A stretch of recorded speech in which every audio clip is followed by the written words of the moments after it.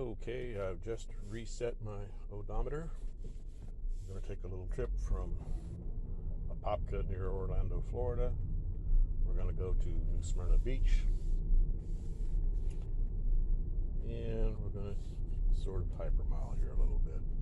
Not going to break my neck too hard on it. We're going to run this first part without air conditioning. This one I'm going early. It's summer in Florida, August. Bouncy start here. Alrighty, off we go.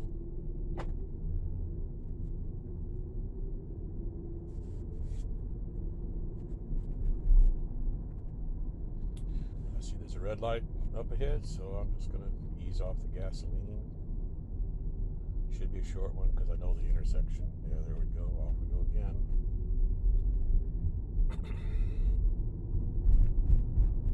What you want to try to avoid is jackrabbit starts. Let's see. Defrog the window a little bit. Yeah, this trip's, I don't know, 60, 70 miles. And like I say, you want to anticipate red lights. You don't want a jackrabbit start. I used to have an advertisement when I was just starting to drive during the oil embargo. Shortly thereafter, Shell Oil used to say, drive like you have an egg under your foot, between your foot and the accelerator. They'd show a picture of that. So just gently accelerate and decelerate the same way. Anyhow, I'm kind of taking that to heart most of my life. I get there just as fast as everybody else. Just accelerate a little slower out of the chute, that's all. And the other thing is to hold your foot just as steady as you can. After a while, you're actually a little bit better than the cruise control, but, out on the interstate or whatever, I'd usually use the cruise control. We'll use that some on this trip here. So, one little trick. Whoa, that one's kind of snuck up on us. One little trick that I've noticed, I don't know if you can see that truck over there that just is going to make a left turn. There, I spun toward a little bit. They, at the beginning of the off-ramp for a left turn, might be 200 feet, might be 100 feet, might be 1,000 feet. Anyhow, if you're doing the speed limit, when you come up to that point to make into the left turn lane, as you hit that point and you're doing the speed limit, there's a 99% chance that light's, if it was green when you got to that point, it's going to be green when you pass through it. It's not going to turn red. You've got that much of an off-ramp or whatever, that much of a distance as far as your caution lights, your yellow light to turn red. But anyhow, I'm going to take a different journey back. A little more red lights, and with the air conditioning on. So here we go.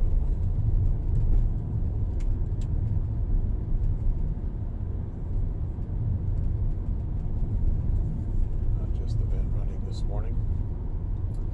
So this will be a long, boring trip, but we'll see the results when we get to the end. I want to do this without cutting, so you can see what my actual mileage was. I'll be driving through New Smyrna Beach some. I'd say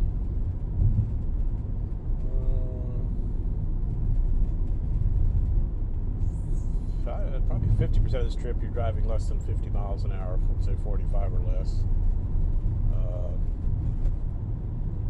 Maybe only 15% is, well, if you do it by time and not miles, maybe 15, maybe 20, 25% of this trip's going to be kind of in town with green lights and red lights. And like I say, I usually ease up on them if I know they're pretty sure they're fixing to change. So that's what I do.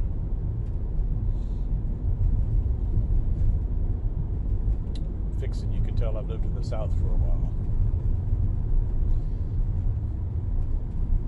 Ewans should know that by now. I haven't heard Ewans in a long time.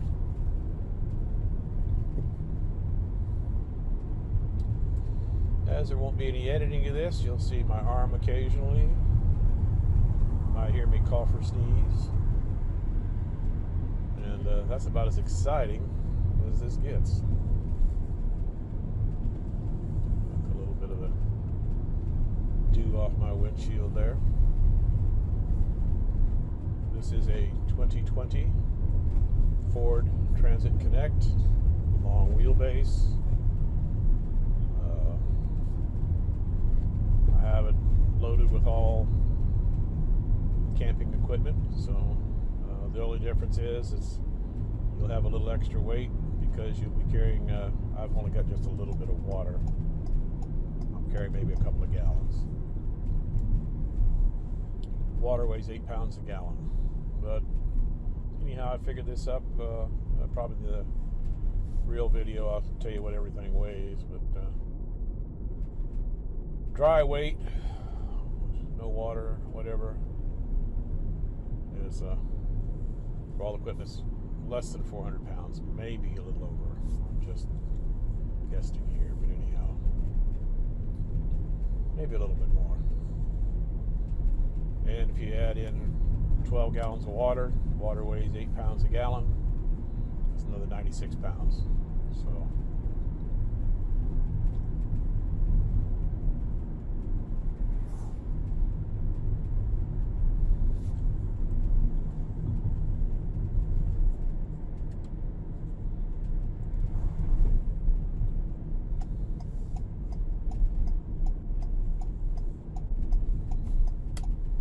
up until now, I didn't realize. I was wondering why the window was fogging up. I had the defroster on with the AC, and I'm telling you, I didn't have any AC. I really haven't had this van long enough to use all the, or remember where the features are or whatever. The little buttons.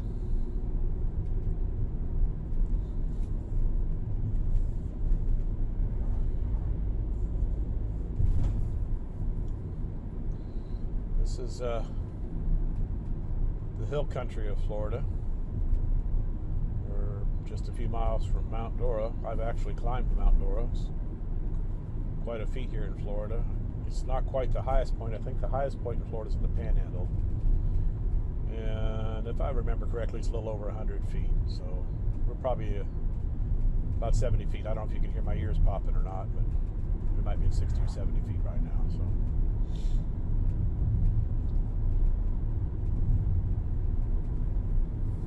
Nice thing about Mount Dora, even in the wintertime, you don't have to pack your snowshoes or anything to climb it.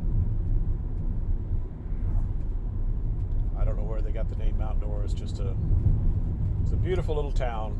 That's just the name of the town. I don't know of any mountain or hill or anything else. But anyhow, probably the original settler picked a place to build his house up on a little hill. People had a sense of humor back then too, I suppose. They used to sell bumper stickers around here. You don't see them anymore, but I've climbed Mount Dora, so that's where I get my corny joke from today.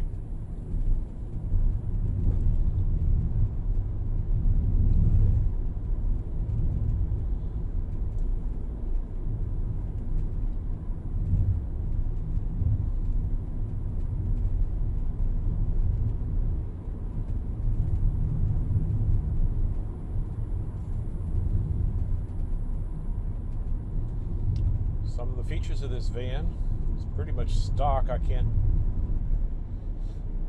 It's got the rear glass windows. That was an option. Like I say, it's just a base model. But even with base model, you get rain sensing windshield wipers. That's pretty cool. Put them in the first notch and it just turns on and off whenever it rains. That's where I leave it. Automatic headlamps, power steering, power brakes, obviously. I'm going to go through a little windy spot here. There you got tilt, cruise. I don't know if I said that or not. Of course, air conditioning, power windows. You don't have power seats, but I always thought those were kind of silly, but as long as the tracks work good. Have spray a little wetter on there. Like I say, tilt telescopic steering wheel. It's got a backup camera. I think it might have the base option for the sync system. I don't know if that's completely factory on mine. I mean, just, base model.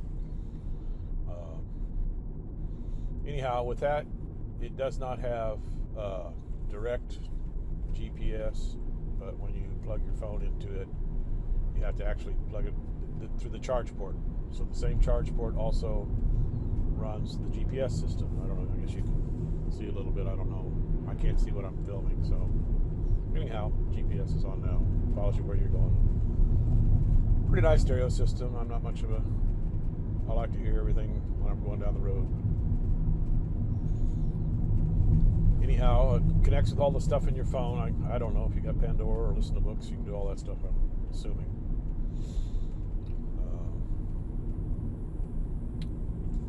Obviously Bluetooth. I just say call whoever and it'll call for me. We haven't had that option yet in a car.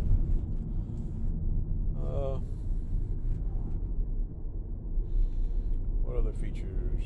I don't know. Like I said, it's pretty loaded up. I can't think of anything else. It doesn't have power mirrors. So, like I say, you can't have everything. Once you got them set in place, they don't go anywhere. So, anyhow,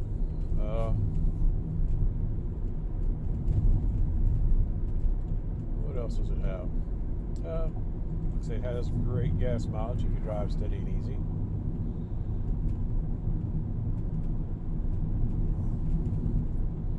Just kind of coasting down a hill now. Try not to hit the brakes too much.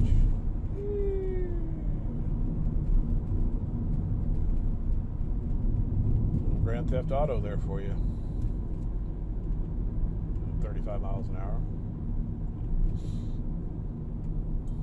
This is a quaint little town of Mount Plymouth. Don't know the story exactly for sure, but rumor has it, and don't quote me on this, I know there was a lot of gangster activity.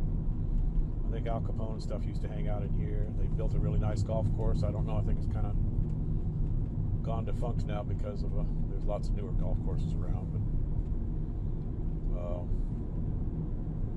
it was kind of a gangster hangout back in the 30s and 40s or whatever. Who knows, maybe after.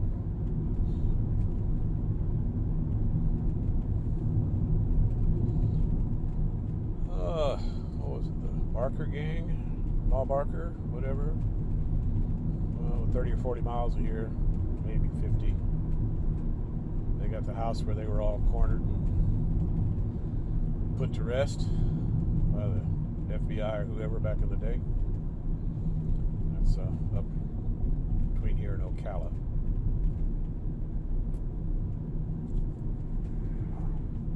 Okay.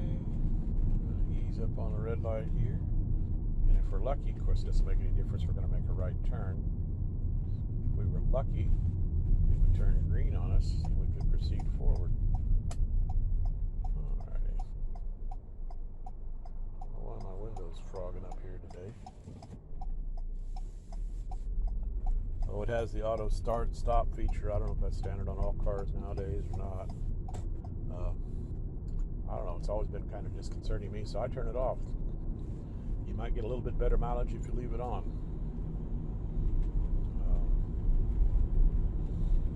My concern is, and I haven't heard anything good, bad, or different about it. I know cars start so easy nowadays, nobody ever replaces a starter.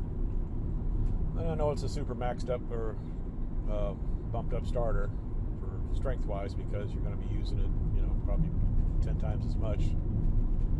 But I figure that's a real expensive starter, and I just, for me to kick it to my hypermiling when I get to a red light, and I know it's a red light, I'm going to be setting a while. And the ones in bigger intersections, whatever, and you're one of the first ones to pull up, you're going to be sitting there a couple minutes. I just bumped the transmission into neutral. One of the nice features on this van is it tells you how much fuel per hour you're burning as you're sitting. So even with the air conditioning on, so I'm cruising on up to the red light here, even with the air conditioning on, what was I going to say? You're so lucky we don't edit this. Yeah. With the air conditioning on, I generally get about 3 miles less per gallon. So far. So I'm really trying to hypermile here, get the max for you. Like I say, accelerate just gently. I don't know if you can see the tachometer there, but with a 4-cylinder, which this is a 4-cylinder, it's a 2-liter. It's one of the staples they've used for Focuses. And this is 2000, so it's a real well-known, reliable, fog in the engine, well-known, reliable power thing. It is a new transmission. Well, 2022s are out now, I guess, so it's going to make about the 3rd year. It's an 8-speed. That's one of the reasons it helps to get better gas mileage. Every time I come through here, they change. They're doing construction, so they change all the where you turn left, right, or whatever. I haven't been through here in a little while, so I'm not too sure where the signs take me. Yeah, like over the overpass here. Yeah, like last time, wasn't sure. Oh, anyhow, I like to keep the tachometer with a 4-cylinder engine under 2,500, just kind of ease up to that. Usually the shift points are around 2,000, so every time you get close to 2,000, it'll upshift. Alrighty.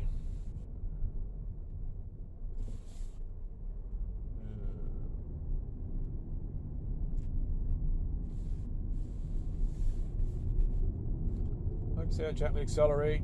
People go zooming by me sometimes, and I just speed up at every red light or stop sign because they don't get there any faster than I do. Because once I get up to speed, I usually run a mile or 2 over the speed limit. Not too much. Most people don't anymore. So definitely stay with the flow of traffic. Just start out a little gently. That's all. Makes a huge difference in your mileage. You can remember the good old days riding a bicycle. If you started in high gear, you couldn't hardly. It's that initial inertia that takes all the power. Close the windows, be a little quieter in here. I've got vent shades on here. A little trouble getting them right now, but that will be a standard feature that we add on. What that does is it goes over your side windows, so you can let air in on several reasons you use it. You can let air in on a warm day, and people don't really see. They go over the tops of your windows. I'm sure you've seen them. They're like gray smoke, plastic, whatever. Anyhow, the good news is for that relieves a lot of heat on the inside of the van. And then even in the coldest wintertime, you should have those windows cracked a little bit. People can't get in and around them. They'd have to bust the plastic to get a wire or something in there to hit your window opener and all that stuff to get in. And then what are they going to get? They can't start it or do anything. I don't know. But anyhow, it's not easy for somebody to burglarize your car. You can keep it cooler. The good part is that the car comes with a mosquito net. I'll probably show that in one of the videos if I remember. That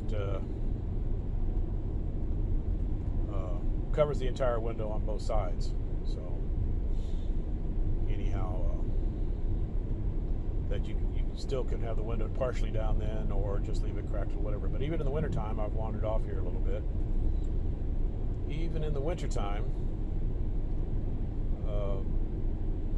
you'll get condensation on the inside of the van if you're sleeping in it from your breath. So pretty soon you got inside of your van looks like the outside of your iced tea glass in the summertime, or a beer bottle or whatever. So in order to avoid that, you leave the windows cracked just a little bit, and you don't have to. Usually you can run the little ventilation fan, and that draws air through and keeps the condensation down. So, one of the nice features that I forgot to mention that I think is just wonderful, that comes standard. There's no extra charge for it. I believe, I could be mistaken on that. It might be that small little package I got, but I believe it's standard. It's a remote start. So in the wintertime, what's nice about this, Oh, and I forgot to mention, when this thing's setting idling, even with the air conditioning on, that's what I forgot about a while ago.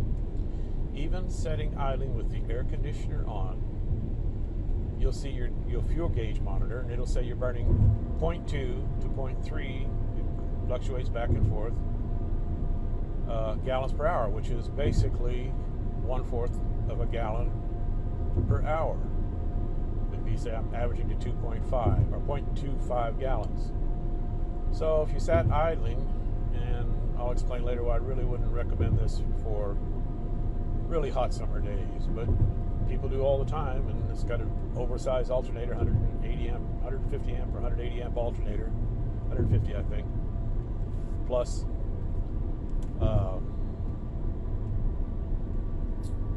oversized radiator, because this is a truck to begin with. That's the good part about this.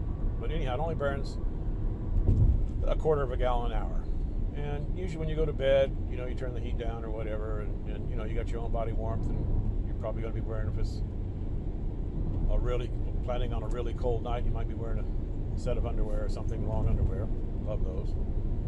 But when you wake up in the morning, you can just roll over, grab your cell phone, go to the Ford app, and as long as you got some sort of a signal, I guess, I assume you'd have to have a signal, I don't know, you push the start buttons, and the night before, obviously, you've left it in the heat position, and within 2 or 3 minutes, you got heat, and I think it runs for 15 minutes or so without shutting off, and you've accomplished 2 things. You've charged your battery some, and you've heated the vehicle enough to get up and move around. If you're still not warm enough,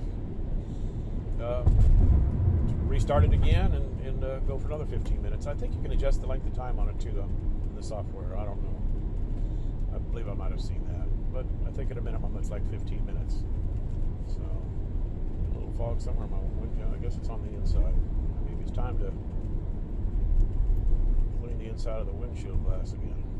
Shame on me. We'll defrog it a little bit.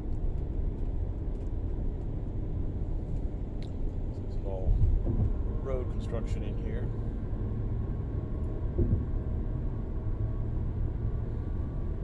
Yeah, remote started, and then it shuts off by itself. If you did remote start it, somebody got in the van, if you're not familiar with that kind of thing, and tried to drive off in it, as soon as you put it, or you can't even put it in gear, I don't think, but if you try to put it in gear, even if you do put it in gear, the motor will die. So you got to stick the key in the ignition, turn the key, and then that will actually activate the security system or whatever. So if the motor's already running, so just turn the key, and then you can drive off, which they got to have a key. So basically, if you're traveling for full time or something like this or whatever, generally I would think most folks would follow the weather, unless they got places they can manage to stay. My favorite area is the Pacific coasts. What's going on here? From there originally, so grew up on the central coast of California near San Simeon, Morro Bay. If anybody knows where that is, a little town called Cayucas. Okay, here we go. Anyhow, lost my train of thought again. Well, that's good, because we got another 30-40 minutes to where we're going.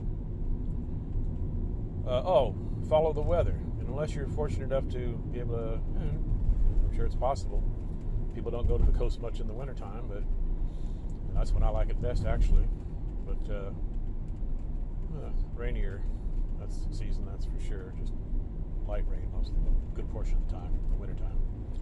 But anyhow, you go to the coast, and the weather, most people don't know it unless they live there, close to the ocean, and pretty much the weather's the same pretty much all year round as far as temperature-wise. So from Seattle to San Diego, if you're right by the ocean, it's wintertime maybe 40s for lows and 50s for highs and low 60s.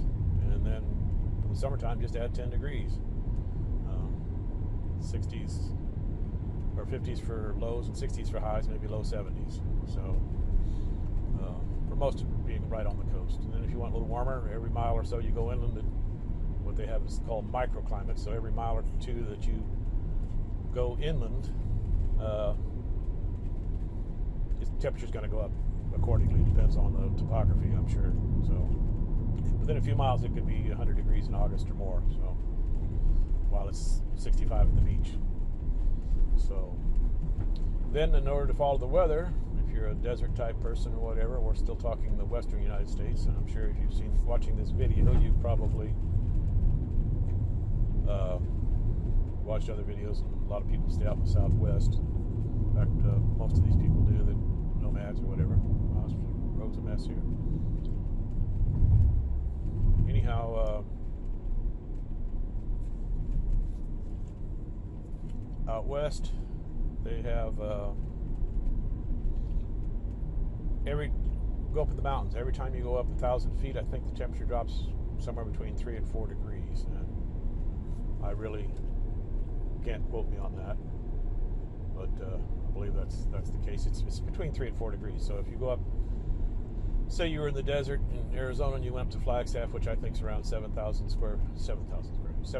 feet in altitude, temperature would be close to 30 degrees cooler. So if it's 100 on the desert, it might be 70 in Flagstaff, 70, 75, something like that. I have to do the math. So anyhow,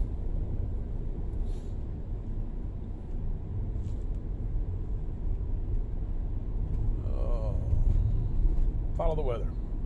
But if you have to stay in someplace cold and you really, really, really are just going to know you're going to spend the winter in the mountains or someplace where it's really cold, we can install either a Webasto, which is the original heater that they put in semi-trucks, which they call these Chinese heaters nowadays, which Chinese heaters are basically a knockoff of that, and from what I understand, most of them are good. So the Webasto is expensive, at probably 6, 7, 8 times as expensive as just for the equipment as the Chinese heaters. But we could go either way if you wanted to get something like that installed. We don't do much custom modification, but we could do something like that for a reasonable price. But the Webasto, that's the German one, that's the original. They've been around for years and years and years. But you have to have an extra kerosene or diesel tank and whatever. There's a little bit to the installation of them. You've got to cut holes in the floor for exhaust. You got to have, I don't know, it's just something I really don't think you need unless you're just really planning on staying up, or staying in a cold place in the winter and living in your van or whatever. So, that's what I was starting to say about it depends on who you talk to. In fact, I don't know if you follow Scotty Kilmer. I've watched him a few times, quite a bit on YouTube. He talks about he's talked about it's okay to leave your car running all the time, even in the summertime, to idle. And even idling, like I said a while ago, it burns roughly a quarter of a gallon an hour, which would be a quart, I'm sorry. So a quarter of a pint, or a quarter of a quart, it's a quart in an hour, a quarter of that would be 8 ounces, or a cup, or a half a pint. So if you run this for 15 minutes, a quarter of an hour, you're going to use 1 cup, or 8 ounces. Well, it'll be less than 8 ounces, as gasoline is lighter than water, but a cup full of gasoline, which is like 2/3 the size of a can of soda. So it burns, a quart would be 75 cents. It burns about at $3 a gallon. A quart would be 75 cents, and you're burning a quarter of that. So it costs you use 15 cents worth of fuel, 15 to 20 cents worth of fuel to let your engine run for 15 minutes to either heat it or charge your batteries or whatever. I really don't. Scotty Kilmer says it's okay just to sit there and idle. I know these are basically work trucks to start with, so they have heavier alternators, heavy duty alternators and heavier radiators, because employees obviously just sit there and let them run. But his only concern was maybe after a long time that some of the plastic parts and stuff, because of a little bit extra heat, might not help them in here, might help deteriorate sooner. I don't know. Then he has other videos that he says it's not a real good idea. He says to crack the hood a little bit if you're going to let it sit there in the heat for a long time. I know I've lived in Florida for 40 years now, and cops leave their engines running all the time. And so, I don't know. Cab drivers, truck drivers, they all leave them run, so I guess it's okay. But this particular really fuel efficient engine burns nothing at idle. So, like I say, if you let it idle for a whole hour, it would burn one quart of gasoline, or about 75 cents worth of gas. So we're getting ready to get on to I-4 East, and we're going to head towards Daytona Beach. We're going to turn off a little before we get there to New Smyrna. It's going to take us to Canaveral National Seashore, which I have an annual pass to, and as a senior, I think it's $20. So I head over here every once in a while to reconnect with the earth, get out of town. Oh, one little trick I was going to tell you: if you have the air conditioning on, and you know you're going to be setting for quite a while, I'm going to turn it on now so you'll see.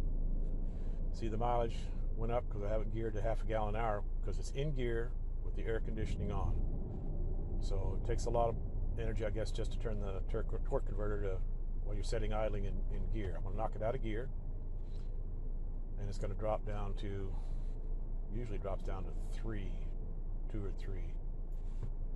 There we go.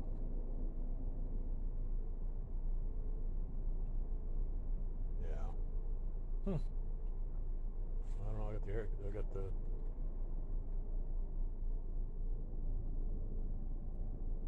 Anyhow, and if you turn the air conditioning off, it drops down to 0.2 of a gallon as you're just sitting there idling in neutral. So it's actually less gasoline, maybe 6 ounces of gasoline to run it for 15 minutes to heat up your car in the morning. So, yeah, a little bit more than that with the air conditioning running. So, off we go again. I put it back in gear. Now, others will argue that that might be a little bit of work on your CV axles. These are front-wheel drive. These little vans are all little front-wheel drive, which is better for traction, less apt to get stuck. I think the jury's in finally after all these years of controversy. People didn't like front-wheel drive because it was something new. Just about every car, except for maybe the Mustang, in the last 20 years built in the United States, is front-wheel drive. The bigger vans are all rear-wheel drive. Most of them, I think, as far as I know. I know the Transit is, Ford Transit. Anyhow, you need to leave your windows cracked even in the winter a little bit to avoid condensation, which eventually will lead to mold. Can't talk today. This guy's just right on my tail here. Can't wait to get there. Used to remember the old bumper stickers used to say, "Drive like hell, you'll get there." So, for the younger crowd, that might be something a tiny bit amusing. They haven't seen that or heard it before. One of the good parts about getting older is that if you can still remember some of the old jokes, the young people haven't heard them. So, some people don't tell jokes as much as they used to. You find it online.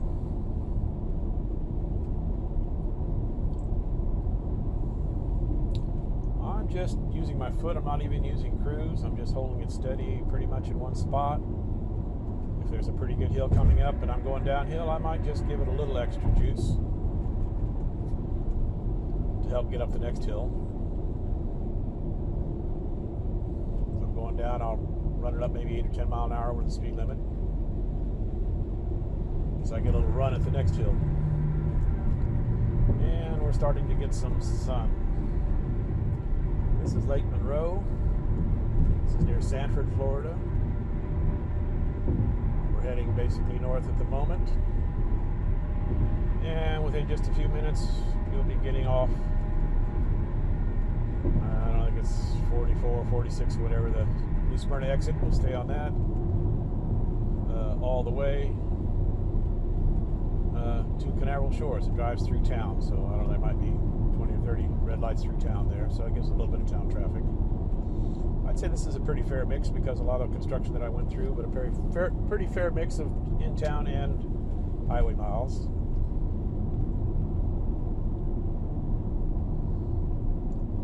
So far, we're averaging 32.6 miles to the gallon.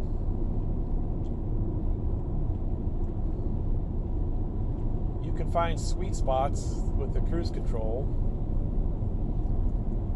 Say you set it at 72 miles an hour, and you'll get 31 miles to the gallon. You set it at 69 miles or 68 miles to the gallon, you'll get 34 miles to the gallon.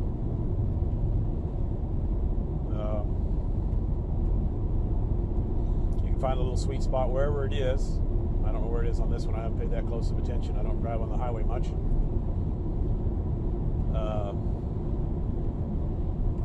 It's just at the perfect shift point or whatever, the perfect gear point or whatever to get maximum mileage.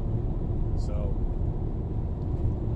it might be 75 miles an hour. I don't know. Of course, you don't want to get a ticket, so you got to be aware of that.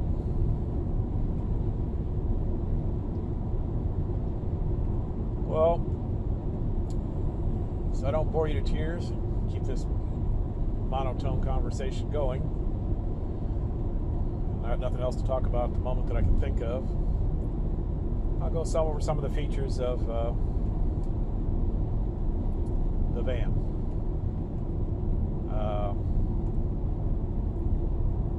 There's an English term that I like. They're all going to be the same, unless I come up with a different layout, but they're all going to be the same layout, same whatever. But they'll be bespoke, B-E-S-P-O-K-E.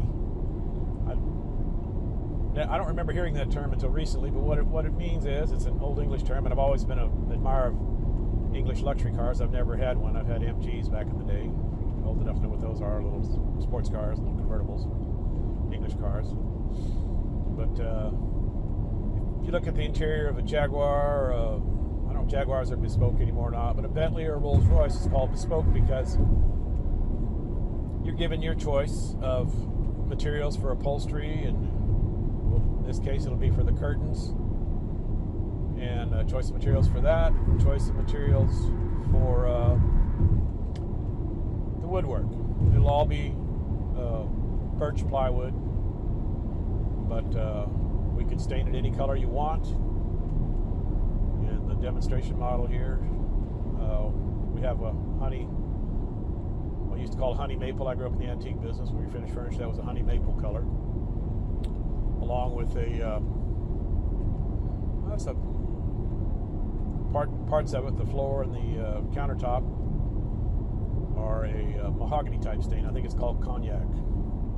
So you're able to tell us at no extra charge, as long as we can get the material that you like for samples and stuff.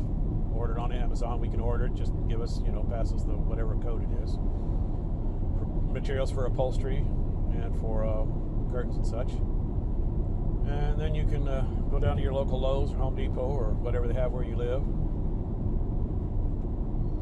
and pick out whatever stain colors you like. It's hard to do it just by pictures on the internet, but it gets pretty close. And I cannot guarantee, because every wood takes stain at a certain color, but we can discuss that when time comes, what the color of stain that you like or whatever.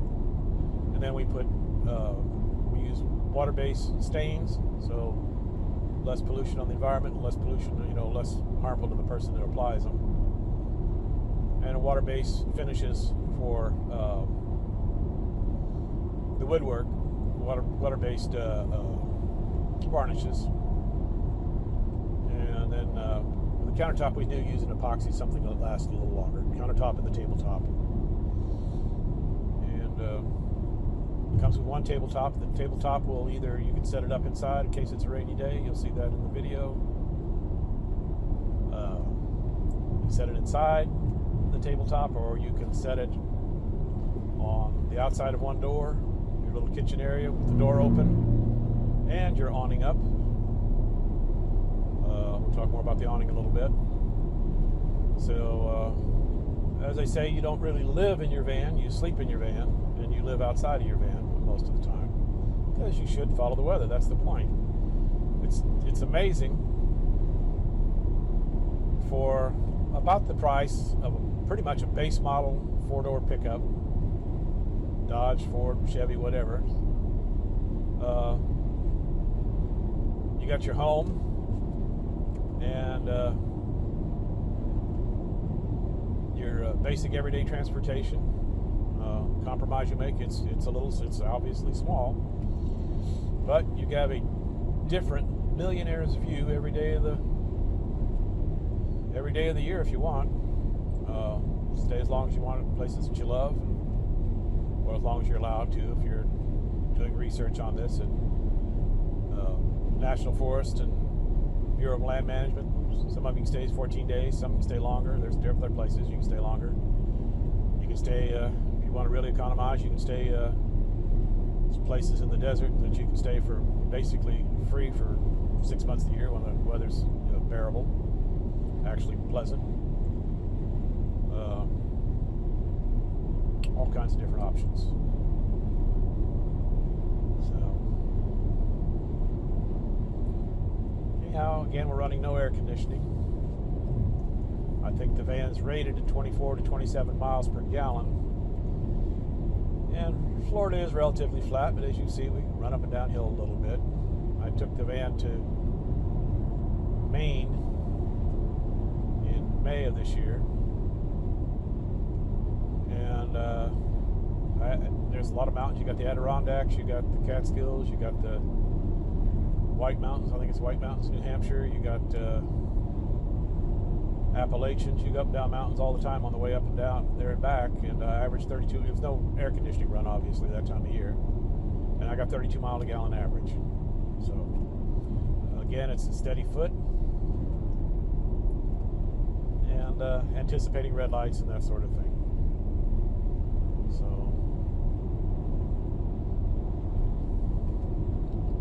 I've been averaging around 27 miles per gallon, and that's strictly in town, little short 1-2 mile trips mostly.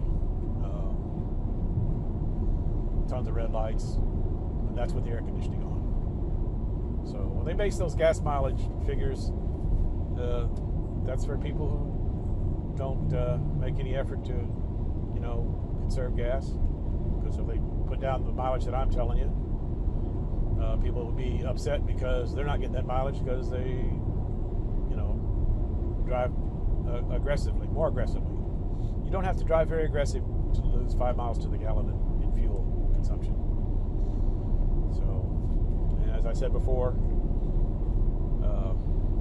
best I can tell, you lose about 3 miles to the gallon. I get about 29, 30 miles to the gallon in town, strictly in town, without air conditioning. With air conditioning, 26.5, 27 miles a gallon. So in Florida in the summer, you need air conditioning. And as I say, this trip here, it's currently about 75 degrees here in August, early in the morning. And I'm running no air conditioning, just the vent fan.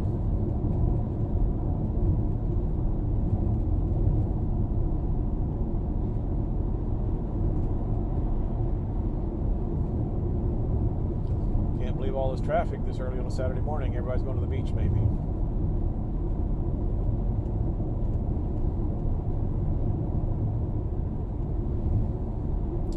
Canaveral National Seashore is very nice. I've lived in Florida, so 40 years or so kind of blasé about it, but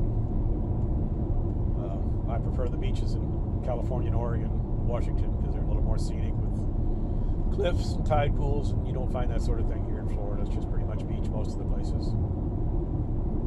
So it's not quite as interesting. But the water is warm. You can go, usually before it gets cold, I used to always go swimming up into the ocean up until around Christmas. It might be still in the 70s usually, low 70s maybe. I don't know what it is like. That'll keep up with it. Then the water's chilly until, I don't know, May or so, I guess. Water warms up again. The Gulf Stream's just offshore, which is warm water, and that kind of brings more water when warm. The reason the Pacific's cold is so cold is they have the opposite. They have the Humboldt Current, or the Japanese Current, they call it. It runs along, it's like the Gulf Stream's like a river that runs along the Pacific coast. Starts like in Japan, goes up towards, I guess, to the Arctic Circle, along the Aleutians, along the coast of Alaska, down British Columbia, down the coast of California. So the water in California, don't believe all those beach movies, I don't know how they do it, it rarely gets over 60 degrees, last I remember. It's like mid to upper 50s for most of the coastline. That's why it keeps it nice and cool year-round if you're by the ocean. Of course, that brings a lot of fog, too. Foggy, usually the evenings and the mornings, a good part of the time, at night. So, anyhow, more features about the van here. Comes with a little butane camp stove. Stores away nicely. Comes with a 1,000-watt inverter, along with no shortcuts, along with 100 amp hour SOK battery, lithium iron, which is the standard now. It's supposed to last, I don't think it's 3,000 to 5,000 recharge cycles, which is roughly 10 years. They're expensive, that's why a lot of people don't have them. It's the Blue Eddy 200 amp solar powered, and the reason for the 200 watt, excuse me, amps, watts, volts, gets confusing sometimes. The reason 200 amp, the reason for the folding one instead of putting one on the roof, there's two reasons. One, you should clean them every once in a while. If you leave it on the roof permanently, you have to get up there and clean the thing. The biggest thing is, though, because you lose a lot of the sunlight, whatever. The biggest thing, though, reason, oh, here comes the sun. I hope I can still video here.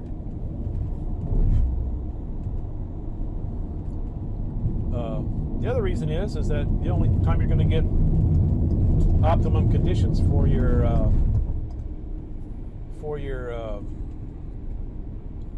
to get the most sunlight to turn into electricity is if you're right around noontime, say between 11 and 1 o'clock is when you're going to get peak. And the rest of the time it's going to be indirect sun on your solar panels, and you're not going to get the full effect.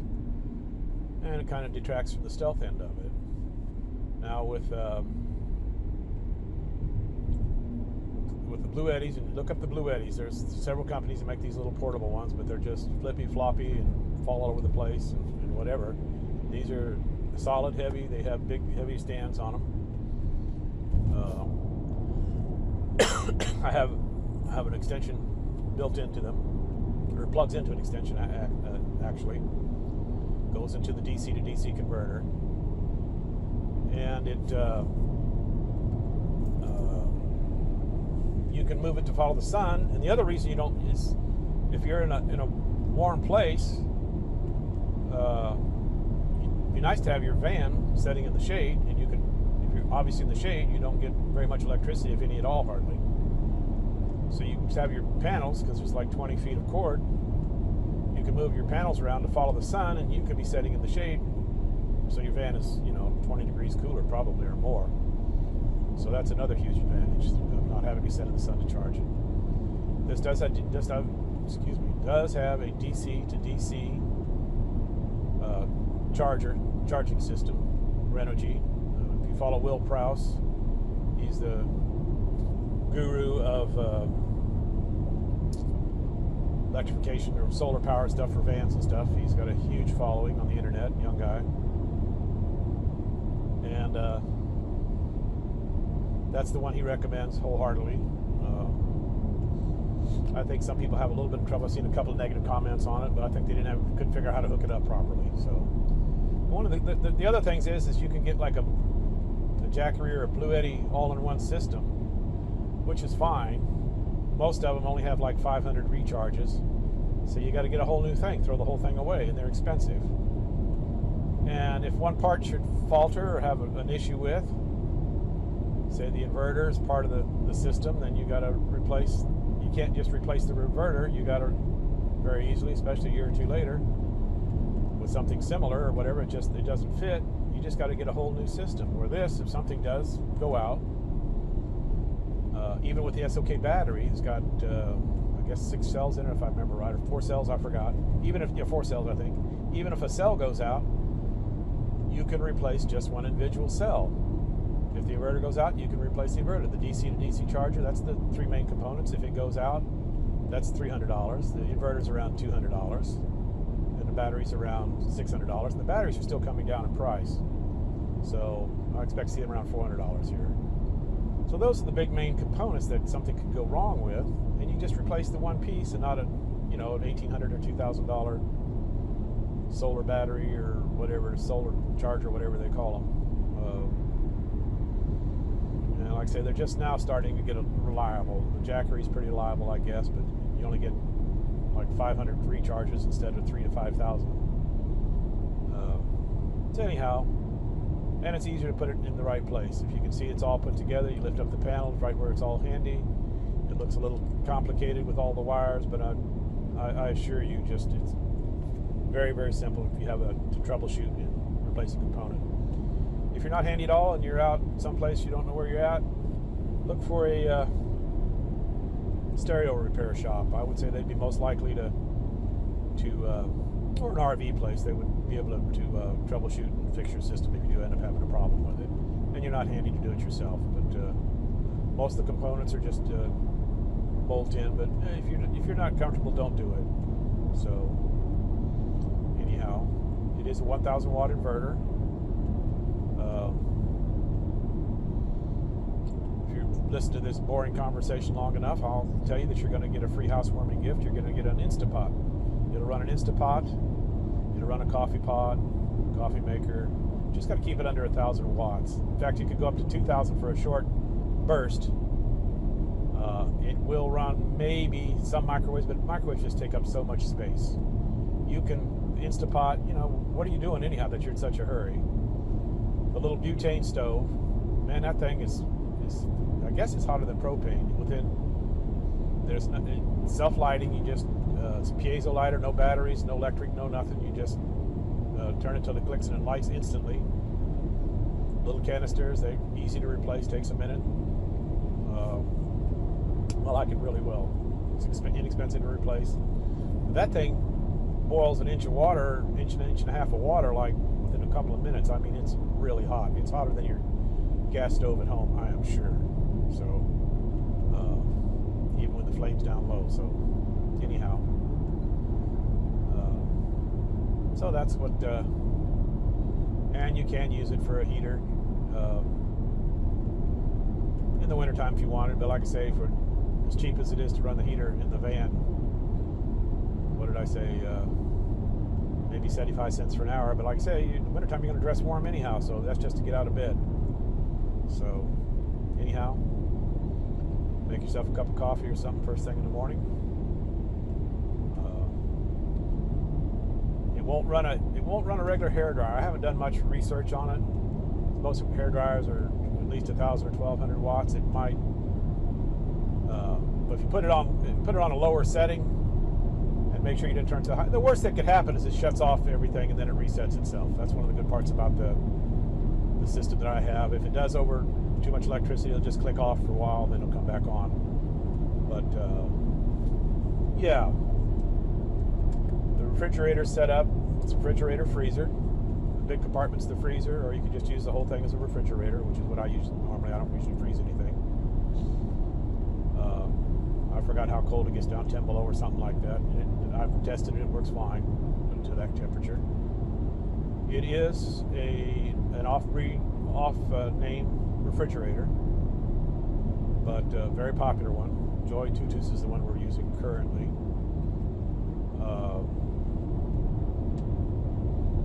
Seems to be really good. From my understanding, there's only 2 companies that make the compressor. That's the big part. That's the part that actually the motor that runs the system. The two companies make all of them, so there's probably 40 companies out there selling these little refrigerators, or 40 or maybe 50, I don't know, a bunch of them. Anyhow, they all use the same compressors, even the expensive ones. So what you're buying is a cabinet and maybe the software to control. So one's pretty much good as the next, in my opinion. So whatever, don't sue me. But anyhow, if it goes out after 3 or 4 or 5 years, I don't know. There's about $300 to replace. So say 5 years, that's 60 months. It's $5 a month to have a refrigerator if it does go. But I like things to last. So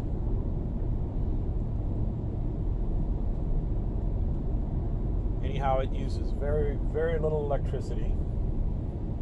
It's hooked up to the house battery, not the van battery, and it's hooked up to run all the time. There's a switch that you can turn it off. There's 2 switches. I mean, there's like a fuse panel switch, and you'll see that in the other video, I guess.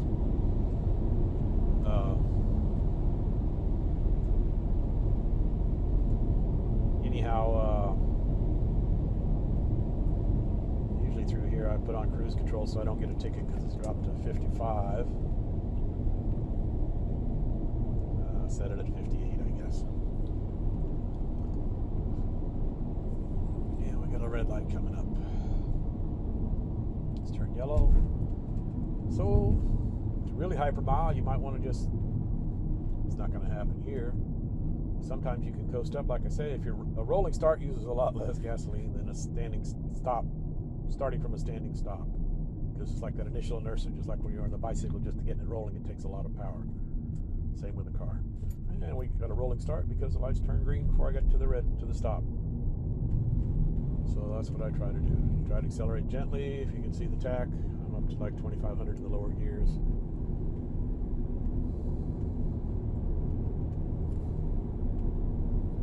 As it's shifting through the gears. Anyhow, I've digressed again. Oh, I bought my first Instant Pot, and I just love it. I'm going to try and make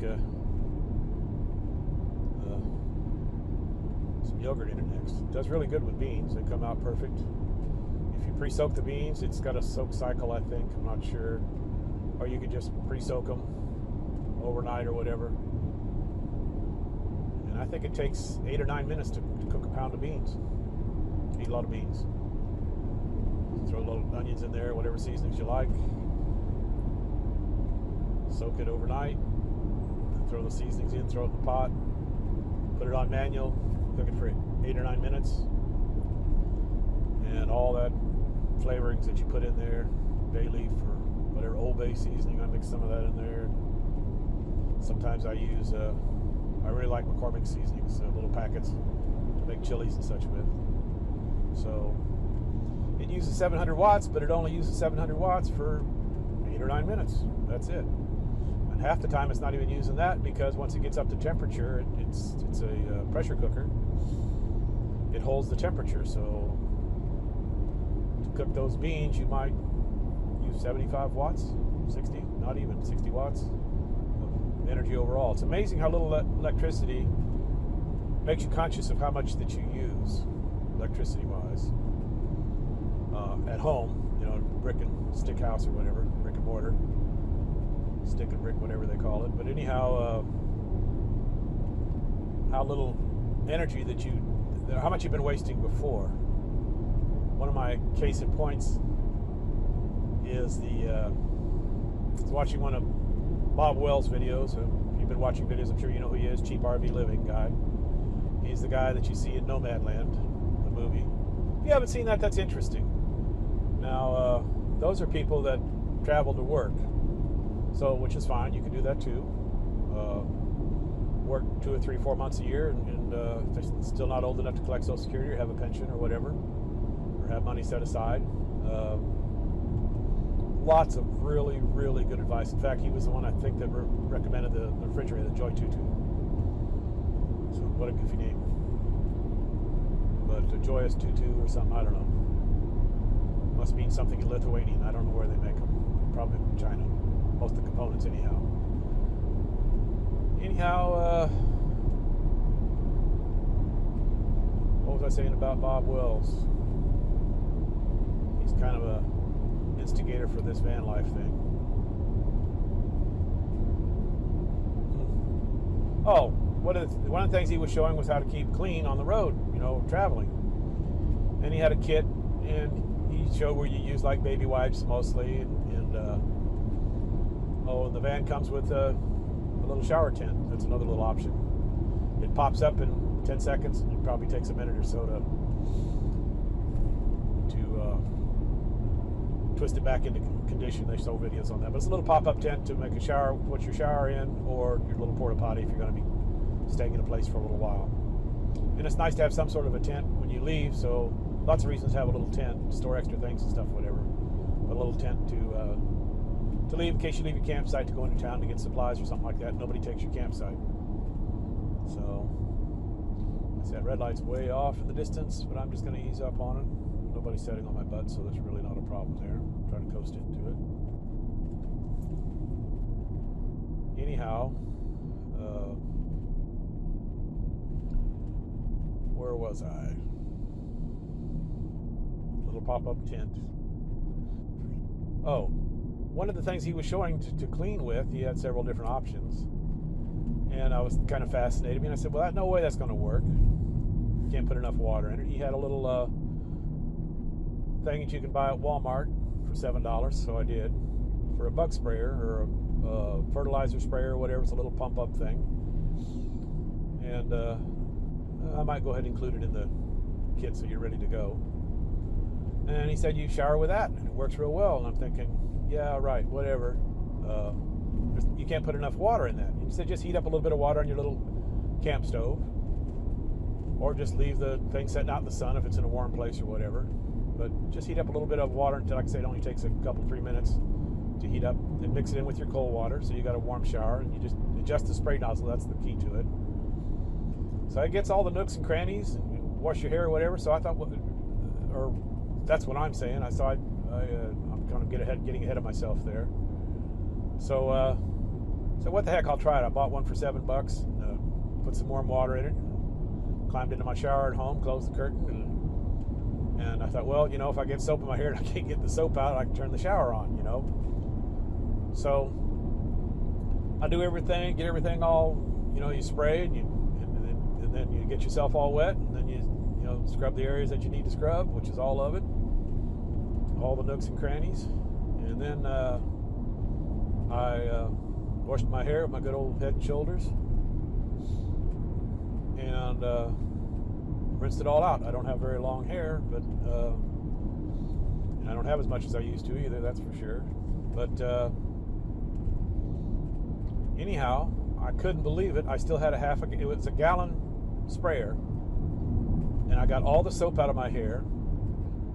I rinsed everything off, and I used a half a gallon of water. I could not believe it. And I rinced and rinsed. I want to make sure I don't like any soap in my hair. It makes your scalp itch, obviously, if you've ever not got all the detergent out or whatever, the soap out. Got all the soap out.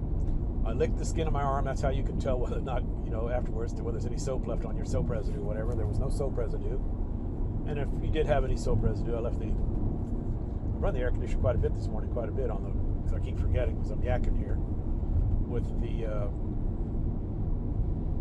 air conditioning comes on to clean your windshield, so I've had the defroster on. That's why the window keeps fogging up. But anyhow, where was I? Oh, half a gallon of water. I could not believe it. That's how you lick the skin of my arm, and no soap residue. Check the other arm, no soap residue. And like I said, if there's any soap residue, it will cause you to itch and bother you. So, yeah, I could not believe it. So, one of the things to keep from going back into town all the time to get more water is to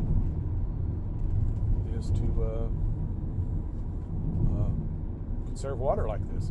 It's just amazing how little you use. So it's mostly for cooking and drinking and washing your hands a little bit. What's nice about the sprayer too is you can rinse off your dishes with it, because it's actually got a little pressure. It builds up pressure, and it blows a little bit of the last of the residue off after you wash the dish or whatever, a little pan of water. Then you use that to rinse with. So just, yeah. It's amazing how little bit of water we can use. And if you figure out the amount of electricity that you use, because you're not, got everything running off of it, it's nothing. The 100 amp hour battery, you will never use up, just not with normal use. So, I mean, just normal use with the solar panels. And the nice thing about the DC to DC charger, this renovation's been out from Renogy for like the last 3 years, I guess, is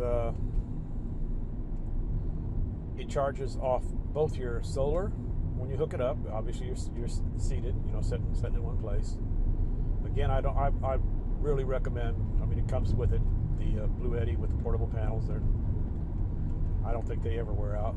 Maybe 20 years, but they're like $500 to replace, and there'll be something to replace them in the future. But anyhow, with the Blue Eddy panels, which are water resistant, very water resistant. It's like a whatever, but you don't want to just obviously leave in the rain all the time because of whatever, the upholstery or whatever. But it is all waterproof fittings and stuff like that for electrical connections. Anyhow, and another good piece of advice that Bob Wells had, I'm going to digress again, I'm going to continue to do that, I guess, is he really recommends the Blue Eddy panel too. He's excited about it. Is to oh Jesus, Blue Eddy panels. Oh, damn dementia. Getting old's not for sissies, they tell me. Dogs. If you're bringing a dog with you and your dog likes to hike his leg, which male dogs are wont to do, and some females, or if you're at a campsite with other people with dogs, so you got to watch out for that. But the part of the advice that he left off is there's all kinds of natural remedies for that, because you don't want the dog peeing on him, because it'll end up stinking in your van. I don't think it hurt the panel that much, but anyhow,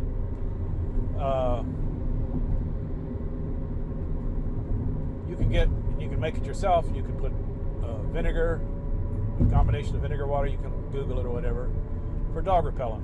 Just a little sprayer, and you spray around the perimeter of the area so the dogs won't come around. You can use a cayenne pepper mixture or ammonia. You can buy a half a gallon of ammonia for lemon ammonia, so it's not real sticky, for less than $1. And mix it probably 50-50 or less with water and a little sprayer, little quart sprayers or whatever, and spray around the perimeter. Or use vinegar. Any one of those three things. Cayenne peppers they don't like. We just went over the Intercoastal Waterway, I think, Banana River or Indian River, which I get them mixed up. It's where the yachts all parade back and forth through the spring and the fall, going to South Florida. Anyhow, to keep the dogs away. So you spray around. Not on the. You don't spray on the thing. You spray on the ground around it, wherever you set it up at.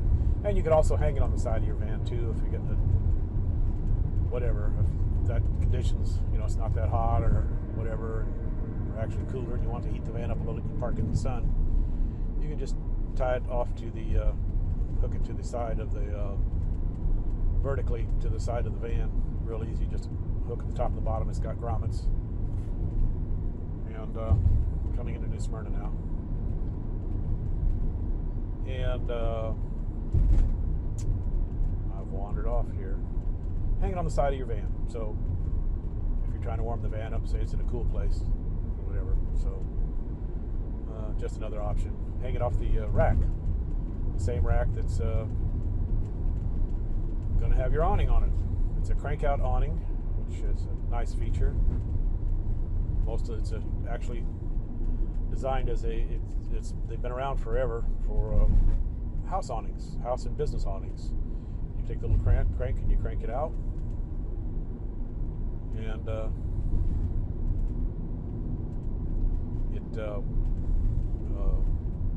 wind it back in. Like it is for a house, and it winds out, so it's good in a storm, or it's good to go down the road 70 miles an hour, as long as it's obviously wound up, and because that's what it's designed for household use. But there's no stakes, which is nice. It's not something to trip over or whatever while you're camping out.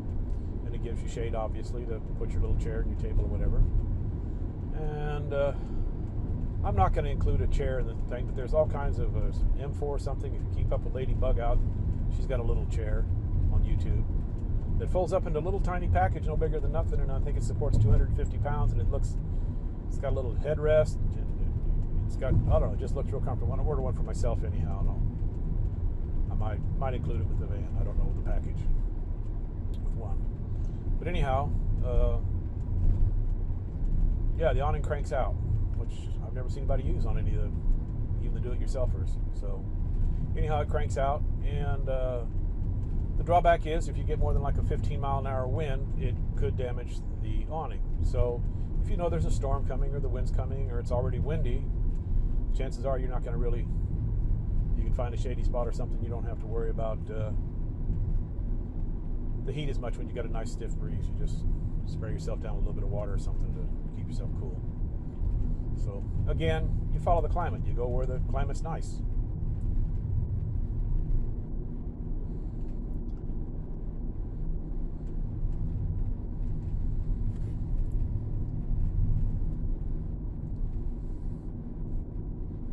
And by the way, I've compared the mileage that the computer tells me, and it's spot on with mileage, you know, filling up the old way, filling up the tank, subtracting the miles you've driven from or subtract the miles you have now, or vice versa, the miles when you fill the tank up. So far I'm hitting all the lights pretty much green, looks like. It's because you kind of anticipate them. If you go close to the speed limit, most places they're kind of synchronized, not always. But you won't hit quite as many red lights. Just kind of maintain a steady speed. I wish they did that everywhere. It'd save a lot of gasoline. Plus, you can get through towns faster. I mean, that's technology. I remember my father, he was born in 1912. He was talking about they had it set up in Kansas City back in the 40s, I think, where he lived. There wasn't no computers in those days. They just had it on timers where you could just drive through town if you maintain the speed limit and never hit a red light. So some cities have it, a lot of them don't. I think it's the lobbyists from the oil companies. They like you sitting there burning gas at the red light.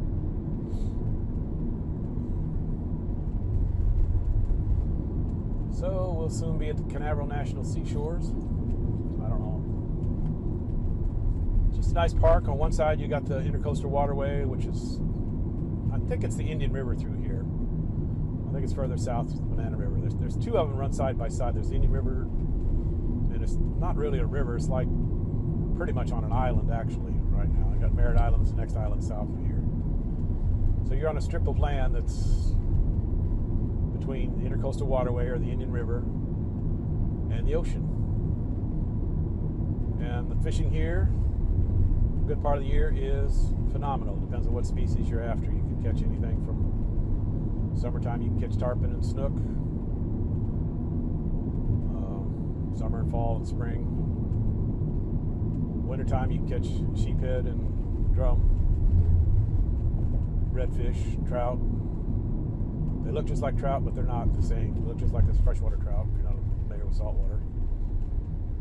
You got a speckled one, and you got a silvery one. I forgot what the silver one's called. But they're smaller. You don't catch as many of those.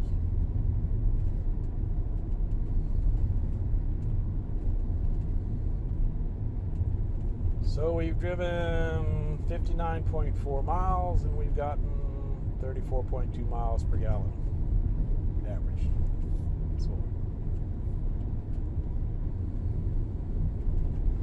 So there you go. More features with the van. All right, well, you got storage under the seats, the seat which turns into the bed, obviously. Storage in the sides. Little ideas. Use your off-season clothing for like winter clothing. If you take your clothing out of the dryer and roll it up nice, neat, you really get almost no wrinkles. It's amazing. That's a packing trick I learned a long time ago. Probably most people know it nowadays, but just roll up your clothes. And you can put those in your pillowcase, and your pillow can be another storage for your clothing. That's what's going to take up most of your room. I'd recommend a little tool kit. recommend AAA so you don't have to worry about changing a damn tire or something out in the middle of nowhere.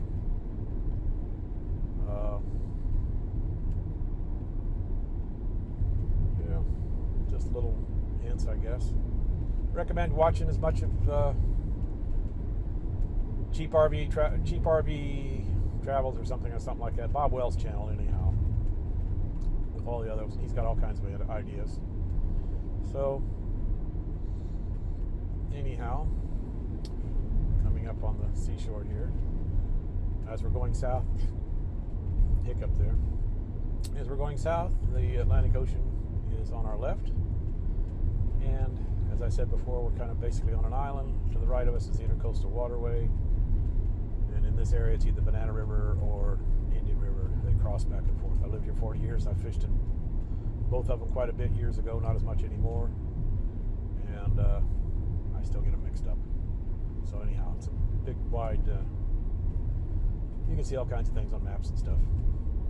Nice thing about Florida, if you're not familiar with Florida at all, like I say, you got 7 months. I tell people you got 7 months of heaven and 5 months of pretty much hell. It's hot and humid this time of year. It was like 76 degrees when I left the house before daylight this morning, which is really pretty good for August. It gets upper 80s, low 90s. That doesn't sound bad, but it is humid. So, and it's not real bad as long as you stay out of the sun. You got a little bit of a breeze. And it's not too bad on the coast usually because you always got a breeze. So, anyhow,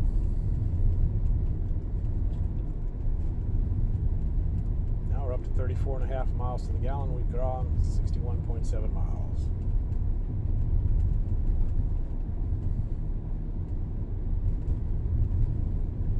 What else are we going to talk about? Like I say, the interior is bespoke. You pick your finishes for your type of flooring you want, for the finish for that. Can't guarantee to match it exactly. We can get close. If you're going by pictures, you really don't know for sure. And if you really want, we can send samples back and forth with the stain and that sort of thing. But the pictures get it pretty close. If you're real fussy. Anyhow, turn the AC back on so I can forget it again for the window defroster. Like I say, you can't camp at this with a little van. Obviously, it's a stealth camper. It's designed for that. You can park it any place just about. But there's places. Obviously, this is a national park. There is no camping, if I'm correct. I never paid attention, but there's a lot of free camping in Florida. Not as much as there is out west. But you can park at a Walmart. You can park at I like truck stops. I like the sound because there's always diesel engines sitting there idling in different places. And to me, that's just the perfect white noise. That's for me. So I like sometimes if I'm more or less in town or something, I like sleeping by a truck stop. At a truck stop. And you can ask for permission, but they don't care. They know. And all of them, man, the Loves, all the chain ones have the most fabulous showers. They're not as cheap as they used to be. I think they're $10 to $15 now. But usually they have like heated towels. They give you heated towels and they sanitize it and clean it between whatever. And I tell you, it's like tiled. It's like big heavy towel. I don't know. If you haven't had a shower for a couple of days, it's a real luxury. They're just, even without, they're super, super nice bathrooms. And like I said, they let you stay there. They know you're going to buy gas and whatever. All right, I'm going to present my annual pass. Good morning. All set? All right. Thank you, sir. Like your Mustang.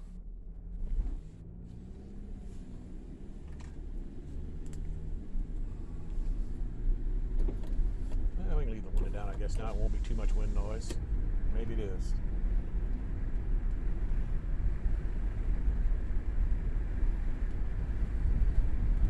Well, that's the first parking spot. There's lots of boat ramps. Now those boat ramps, they're going into I should have turned the camera. Well, whatever.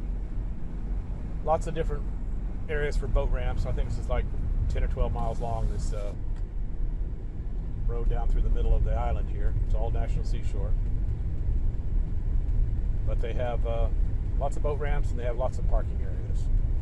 And most any year round here, you can find a place to park, not a problem. It's never filled up that I don't remember. So light off the beaten path is part of it. But as I was saying before, let me roll the window up so we get a little less wind noise. As I was saying before, there was you can park this any place because nobody knows what it is. The inside of the curtain that goes between the front and the cab and the back. There's a visitor center, if you can see it or not. Real nice people in there, a little historical stuff going on, obviously. Oh, my camera got tilted here. I wonder how long that's been going on. I hope it didn't ruin the video, but anyway. Wandered off here again. Anyhow, probably I said about as much as I could say on this trip.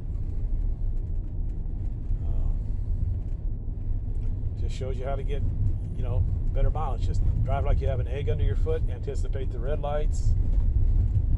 If you're running the air conditioning, if you're going to be sitting at a red light for quite a while, it'll burn close to half a gallon an hour. And it'll drop down to like a third of a gallon an hour if you kick it out of gear if you're sitting there waiting. That's just another little trick. It doesn't save a whole lot.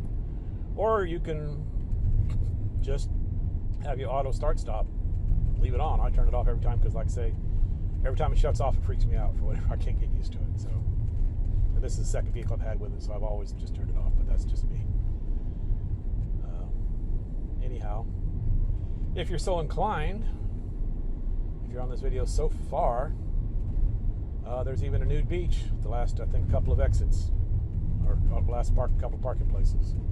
Those are usually really popular. So you gotta, because I go down there to turn around to come back at the last boat ramp down there, and if you don't get there early, you don't get a parking spot at the nude beaches, area, because it's pretty popular.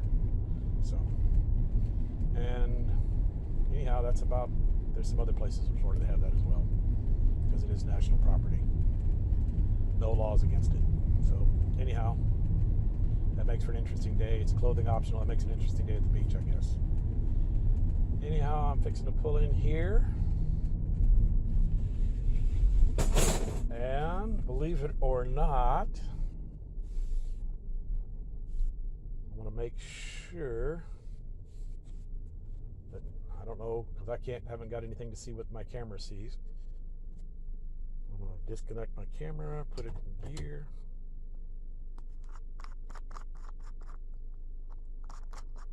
And my cell phone or whatever.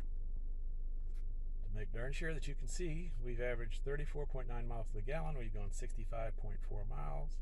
And as we're sitting here idling, I'll go over that again. We're burning 0.2 gallons an hour. I'm going to turn the AC on.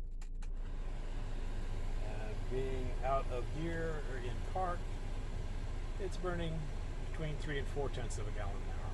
So if you're running the heat, it's burning 6-7 ounces for 15 minutes. You warm up the van, plus it charges your battery at the same time, when you crank up in the morning. Oh, that's what I started to say about the charger. It charges both the house. It charges both at the same time or one at a time. It charges uses solar power first to charge up. That's the DC to DC converter. And if you're parked out and for some silly reason or whatever, something happens, you leave your headlights on, or for your house battery, your car battery, the solar charger will actually charge the house battery at the same time. It's really, really innovative. So anyhow, I've got the fan turned up high. That's why it's noisy.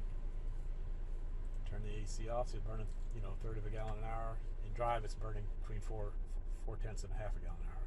No AC, 0.2 of a gallon. It's nothing sitting there idling. So, alrighty, at the end of this video. Thank you.